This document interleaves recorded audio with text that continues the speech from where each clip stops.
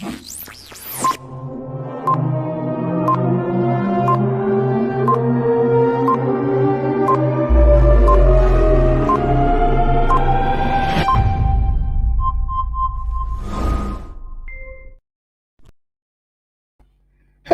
my friends.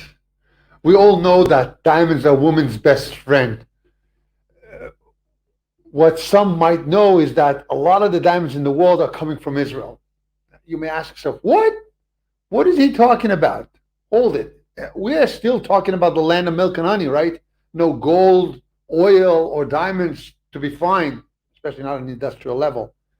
But we did find some diamonds in the country, some oil and some gold. But the promise was, I shall give you the land of milk and honey.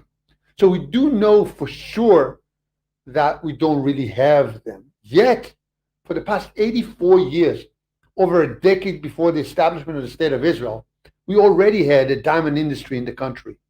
Not just a diamond industry, but something very, very solid. How come? And what's the story behind it is about today's meeting. So let's go, my friends, and start our live today.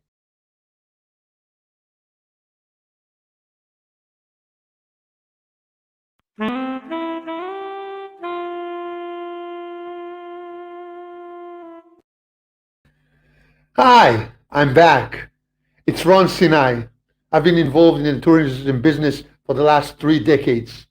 Ever since this last year, something has happened, and as we all know, the world have changed, and we have built and founded the Sinai Connection, which enables people around the world to invest in Israel, whether in real estate, high tech, charity, and more. Today, our journey is going to take us through the story of today, and that's going to be how did Israel become one of the top countries in the world in production and cutting diamonds.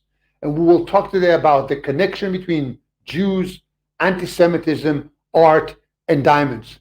So here we go. As a son to a diamond cutter myself, my dad came to Israel in the mid-50s, and like a lot of new immigrants who arrived into the country, was drafted into doing this amazing job of cutting diamonds. He was very good in what he was doing, though he never continued with that effort. He moved into doing something more solid and worked all his life hard as a driver. Yet this is a fascinating opportunity to dig into this amazing world of diamonds. Over $10.5 billion running in diamonds every year. So let's understand a little bit about what it is all about. Okay. So as I started by referring to the land of milk and honey, the fact that we haven't found yet a large deposit of gems and oil doesn't mean that we don't have them. Yet we do know about it already from biblical times. Okay, on the chest plate of the high priest, we found this. Okay, the idea of having this amazing concept of acknowledging that the Bible itself talks in Exodus about the plate, and on the second line of it, the third stone will be diamond, right after sapphire and emerald. The first known listing of that word diamond was found in Exodus 28. So in a way, when we are referring to that time, we're talking about a very precious stone, and it's there already.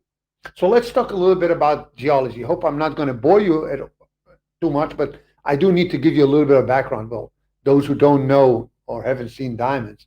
So diamond is actually natural diamonds running ages between 1 billion and 3.5 billion years old.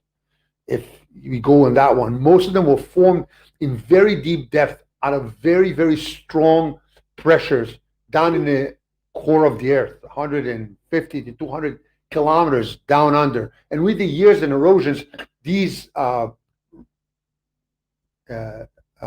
pieces of crystal actually came up to the surface, and we can find it closer to the ground today. Diamond is actually a form of carbon.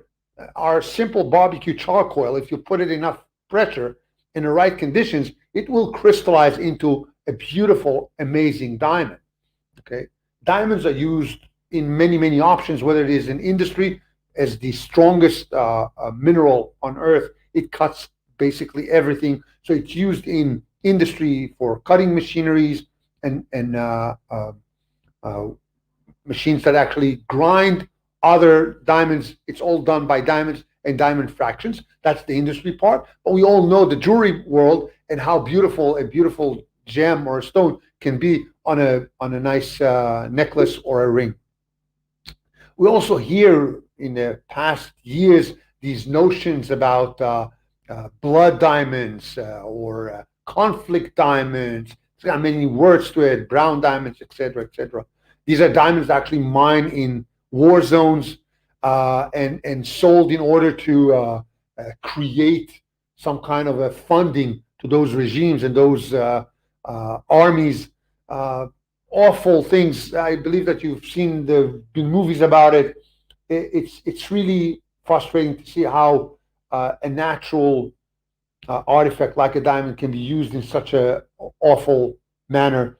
One of the things that happen in the world today, due to the world help and the UN putting an actual pinpointed effort into it, was the Kimberley process certification that actually prevents any use of these conflict diamonds into selling them in the mainstream market. It's important so we can understand that the diamonds that we do get today are actually safe, is what we are referring to.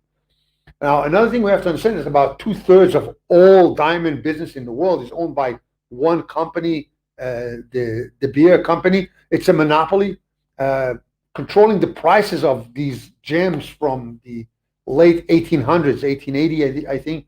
And ever since that point, they actually manages to create a world domination over the cost and the value of those diamonds, which means that for the last 100 and I'd say 140 years, it's one of the greatest investments because it doesn't go down. They control what goes out and how much diamonds are in the market to prevent from fluctuations in the costs of it.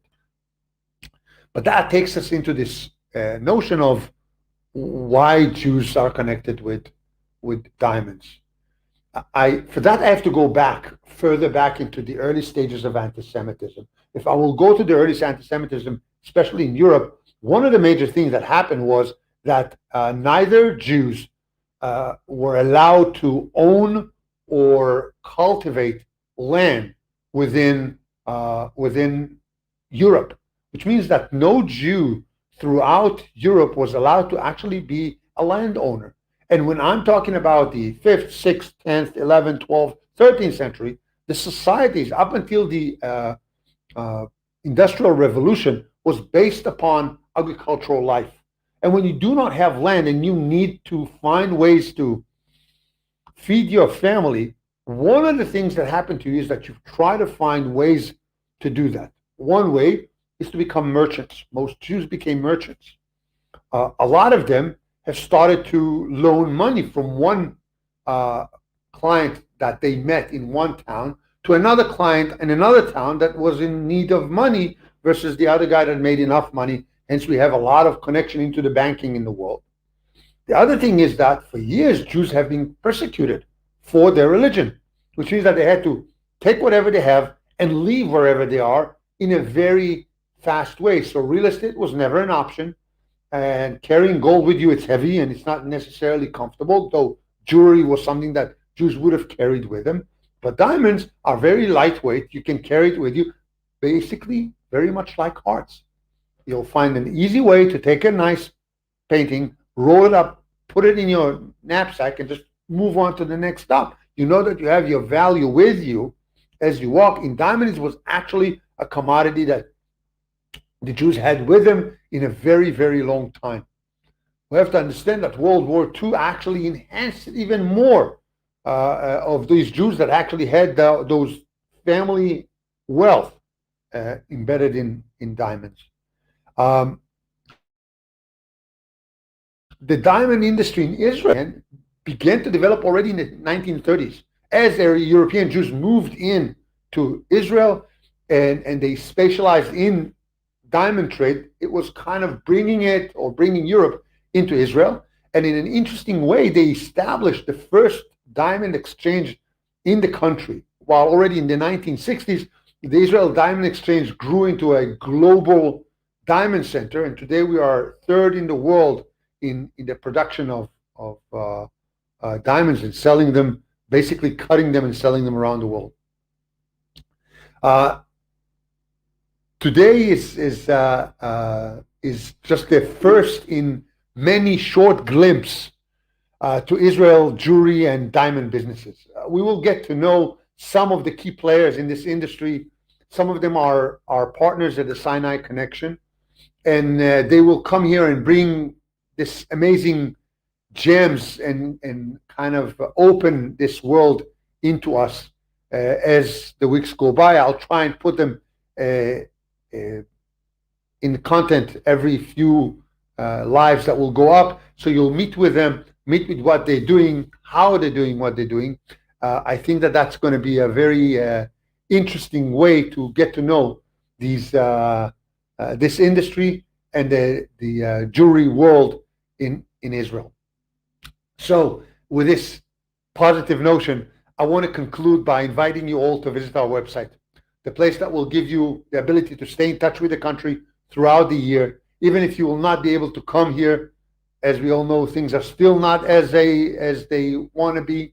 And if you cannot physically arrive, I would love to connect you and reveal to you all what this blessed land has to give you. So see you in the next broadcast. And in the meantime, let's stay connected. See you next time. Have a great day. Talk to you Monday.